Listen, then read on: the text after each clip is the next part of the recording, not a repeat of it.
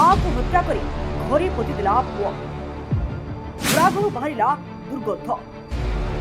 रोसई घर स्लाब तलू मृतदेह उद्धार घटनास्थल छुरी जबत पुलिस तदंत जारी गतकाली पुरी कुंभारपड़ा अंचल में मां को हत्या कर घरे प्लास्टर कर पोती देथिबा घटना सहर में चांचल्य सृष्टि करिछि।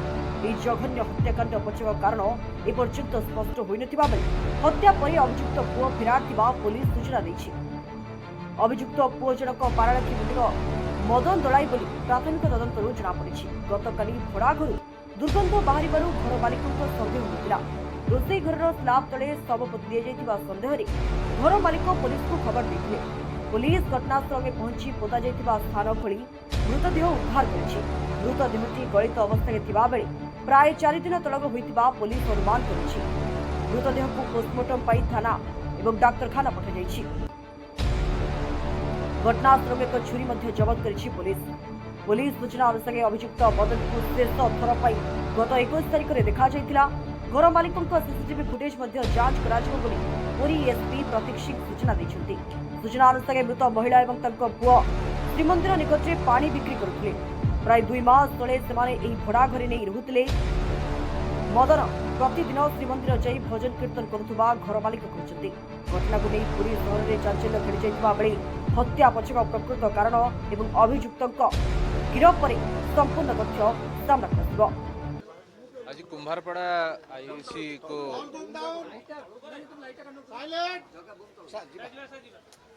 कुंभारपड़ा थाना को गोटे रिपोर्ट आसला जड़े व्यक्ति जे कि जायगढ़ जगह अंचल रोचंती से आमको इनफॉरमेशन देते कि तांकर घरे से लोकों को भाड़े रखुंट आउ जो भाड़े रोचंती से लोक कंप्लेंट करुँच कि गोटे रूम रु किसी स्मेल आसूची आउ स्मेल को से संदेह करुले कि से स्मेल टिके संदिग्ध जना पड़ुछि। तापरे थानार आईसी और टीम समस्ते पहुँचले देखा गला कि गोटे रूम अच्छी रूम जोटी कि किचन किचन भितरे जो कि जो गैस स्टोव रो स्लैब होउछि स्लैब तले प्रेजेंस रे ताकू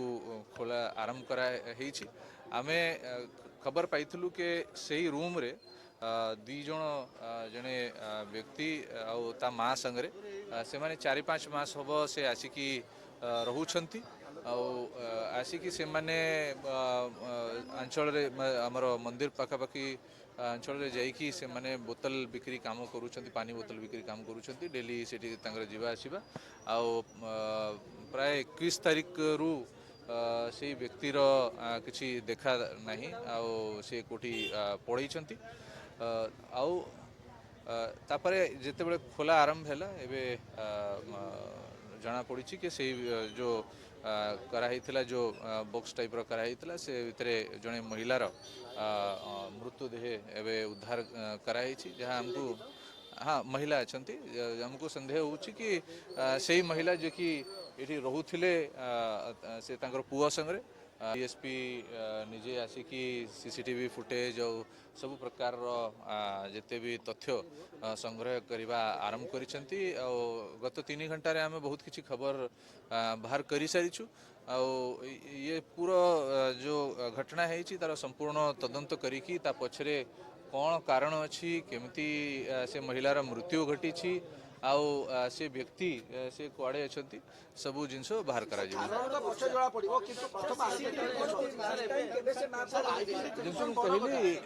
जमती मु कहली 21 तारिख रु जहाँ सीसीटीवी रु लास्ट हमको एपर्यंत जना पड़ी आम पूरा सीसीटीवी करने को हमको आहरी ताकू एनालिसिस करने को बर्तमान हमको टाइम लगे।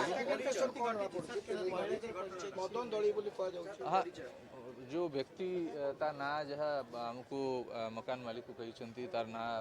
मदन दलई बोली ଆଉ ସିଏ ବି କିଛି ପ୍ରମାଣ ତାର ବିଷୟରେ ରଖି ନାହାନ୍ତି ଲାଗିଛନ୍ତି ଆମର जो टीम अच्छी ଏବେ ଏତେ ଜଲ୍ଦି କହି ହେବନି କି ଘଟଣା ପଛରେ କାରଣ କ'ଣ ରହିଛି डेड बॉडी बाहर कराइछि डेड बॉडी कोनसी इंजुरी मार्क रहिछि कि सेमते किछि धरा पड़ ସେଇଟା ଏବେ ଏତେ ମାନେ ଏବେ ଚାଲିଛି କାମ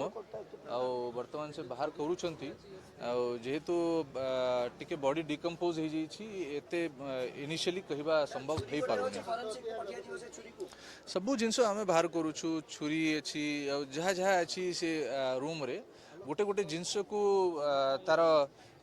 ସାଇଣ୍ଟିଫିକ୍ टीम जो हमारा अच्छी डिटेल रे ताकू स्टडी करें